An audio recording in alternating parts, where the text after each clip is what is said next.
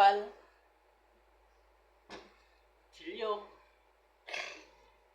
tsara, at latong gamit na. Dahil tayo ay kumain at kakain ng avocado. Yan, ang avocado natin ay hinog na. Galing po ito ng Tanay, ng Sabado. Yung Sabado lang po ito. Mag 1 week pa lang siya. Hinog na siya, kahapon ba't hinog eh. O diba? Ito ay bagong pitas. Umakit po kami nung Sabado. Bundok. Marami kami dala nito. Iba binenta ko. Marami naghahanap. Pagdating sila hindi ko binintahan. Kasi hindi ko naman alam na magsisibili sila. Kaya konti lang ang dinala. Binili ko rin po ito doon. May libre kaunti. Binili ko rin po ito doon.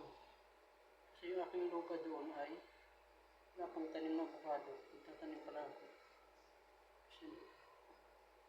Simula pa lang kami doon. Yan. So ano lang natin siya.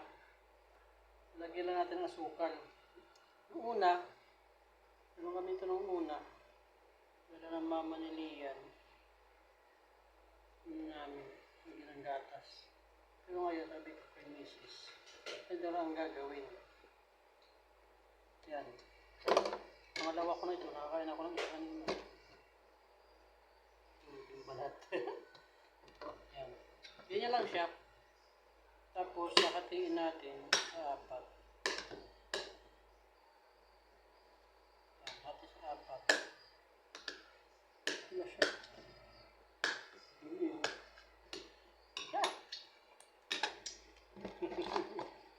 Tapos, lalagyan natin ang asukal.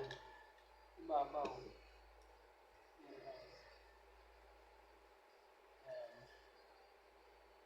Ganyan lang ang kain.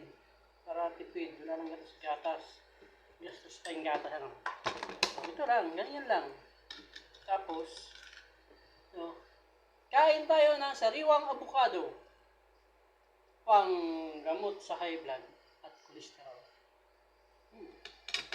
Ito. Ito.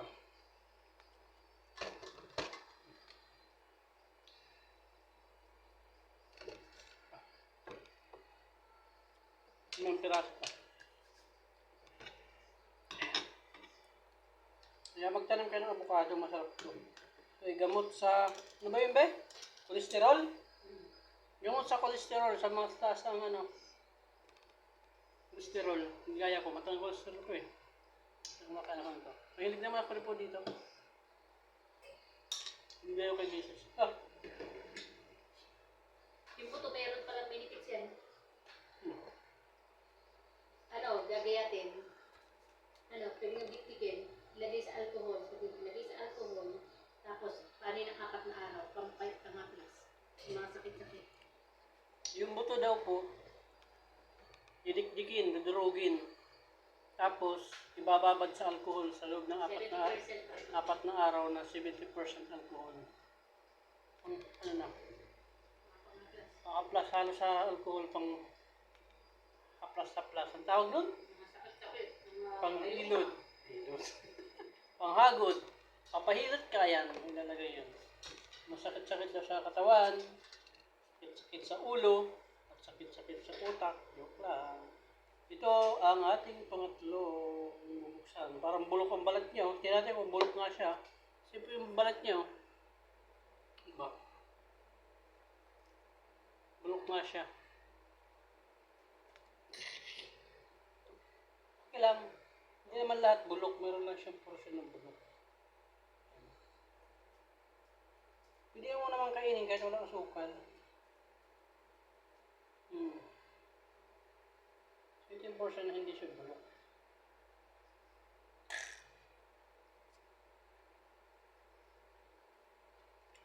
Pangit matabang. May sira. Meron siyang sira. Pangit yung isa.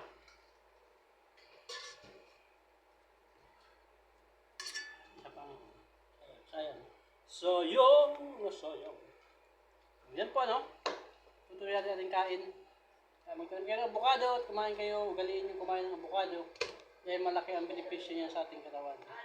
Sanay gamot. Thank you po, bye-bye! Ang pobreng mag-uuma, pakisupport po ninyo. Thank you.